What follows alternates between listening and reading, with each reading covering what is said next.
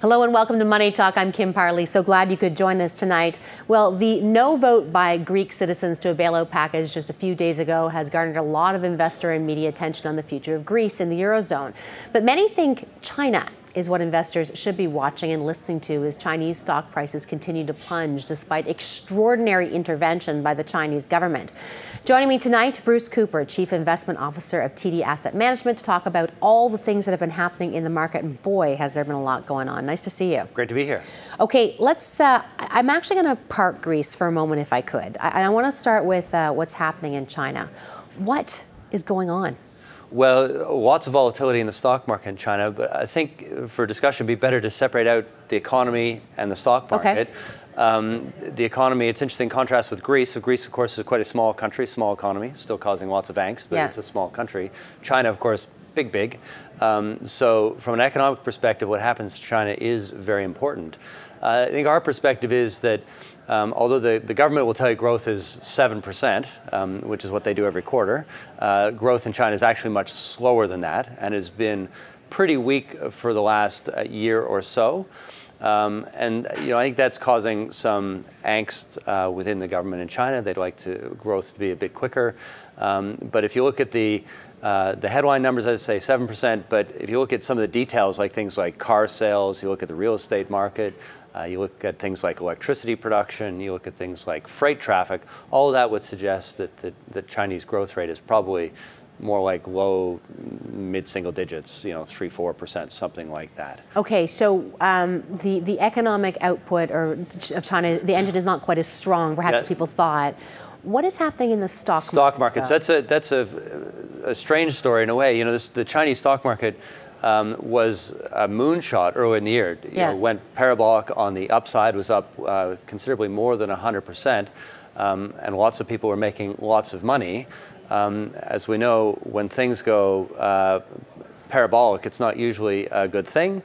And what happened just at the end, like in the last month or so, lots of people piled into the market, many of them on borrowed money with margin loans. Now things, of course, have turned over. And because people came in late with high amounts of debt, there are people that are losing quite a lot of money. And so and then of course, because there's a lot of margin debt, they're forced to sell, and then it becomes a kind of a self-feeding problem. People need to sell to pay back their loan. The market goes down. They need to sell more. And right now, it's just kind of feeding on itself. The one thing that I think has been unnerving for people is we've seen the Chinese market sell off, and the concerns about Greece, and then of course commodities have sold off all the same time. They're obviously these markets all tend to be macro markets. Everything seems to move in sync. So oil now down 10% over the past 3 days.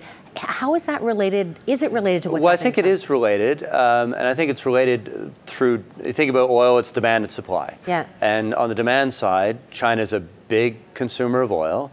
And so to the extent the Chinese economy slows, or even if there's stress related to a financial crisis, I'll use the word, which is too strong, I don't really mean crisis, but financial stress, if the economy slows more, they'll consume less oil, and that could be bad for commodities. So I think around the world, we've got a few good news stories. Like, I think the U.S. economy is actually doing well, and that's supportive of oil. But now you've got questions about Europe, and you've got questions about China. Well, that's two pretty big chunks of the world also, and I think that's weighing on the oil market here. Take me through, if you could, your thoughts. You've been to China, and I know that you watch it very closely in terms of what could happen. I've seen things like comparing the Chinese markets to the NASDAQ. I've heard, concerns of margin and the debt. And what is the best case scenario? Maybe what's a middling scenario, and what's the worst case scenario for China?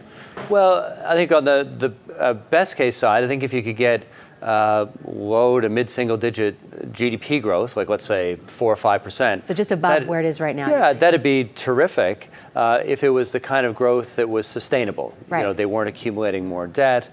You had people moving from the countryside to the cities. Well-educated population, which was producing goods and services that people need. So I think there is a scenario in which you get steady growth, lower than we've had for the last 30 years, but still very strong compared to the rest of the world. I think the risks in China, to me, are two big risks that I worry about. One is there's a lot of debt. There is a lot of debt in China, and China, of course, is not alone in this. There's lots of debt all over the place in the world. Greece is a standard bearer for this. It is. Maybe less understood debt in terms of where it is and I how think it because we're used to seeing, in the last 5-6 years, we're used to seeing debt at the government level. You know, in the United States, the federal government has lots of debt. In Greece, the government has lots of debt. In China, the debt is in all sorts of different places, like state-owned enterprises, which are corporations. They might be at the local government level. Now we're seeing margin debt, which is at the household level. But if you aggregate it all up, debt to GDP is somewhere between 250 and 300%, which is a big, big number. So I worry about that. And I also worry a little bit about misallocation of capital in China, which means the economy won't grow as quickly because you're investing in the wrong things. Right. And so I think you asked about kind of very good, middle ground, poor. I think if we get a poor scenario because some policy choices are made which exacerbate this debt problem and this misallocation of capital problem, and we just get quite slow growth, which makes it hard to service the debt. And so, I don't think we know today. People have lots of opinions. I think the big thing is what policy choices will the government make over the next 1 or 2 years?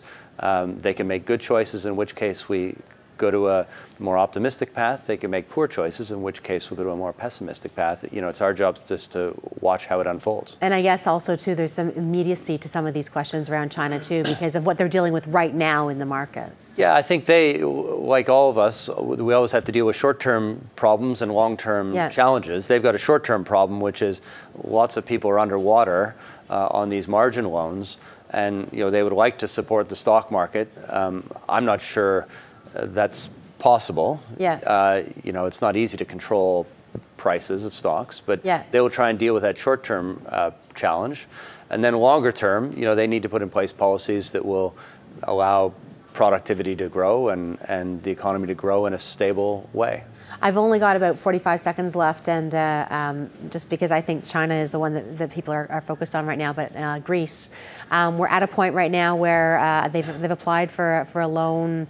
It's going to unfold how it unfolds, but what's the risk of it, again, the contagion issue in terms of moving? I mean, it depends on what the outcome is, I guess. Yeah, well, it does. I think there's a very high likelihood that Greece will be forced to leave the euro, so we can think of, there is a worst case scenario, but that's quite likely now. And understood.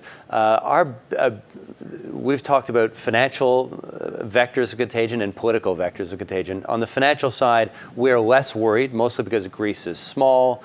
Most of the debt is held by places like the IMF and the European Central Bank. For that reason, it's more contained. It's not held by commercial banks where you get kind of a domino effect.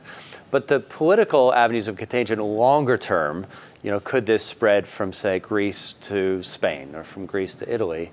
There is a lot of debt in other European countries, and there's also very high unemployment, in places like Spain and Italy. So a lot of people have legitimate grievances and have not been well served by the euro and policies that have been implemented in Europe over the last 5, 10, 15 years. And so, the politics in Europe, I think, are going to be very important and very challenging as we move through 2015-16. You're going to be a busy man. Bruce Cooper, thank you. Great to be here. Bruce Cooper, Chief Investment Officer at TD Asset Management. All right, when we come back, we're going to be joined by David Prince. He's brought his charts and we'll share with us what they are telling him about the situation in Greece and the ongoing market rout in China. And a reminder, any comments or questions, we'd love to hear from you.